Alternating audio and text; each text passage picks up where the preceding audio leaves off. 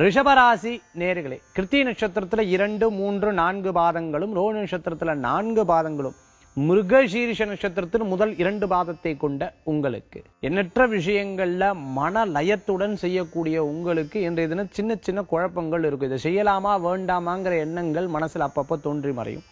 நம்மளுக்கு எல்லாத்தையும் கவனிச்சுக்கக்கூடிய நம்மளால குடும்பத்தை கவனிச்சுக்க முடியலையேங்கிற சிந்தனைகளும் தோன்றி மறையக்கூடிய வாய்ப்புகள் உண்டு. மேலும் குடும்பத்தில் இருக்கிறவங்க குழந்தைகளுக்கு தேவையான பொருட்களை வாங்கி கொடுக்கணும்னு அதற்குண்டான உழைப்புகளை முழுமையா போடுவீங்க.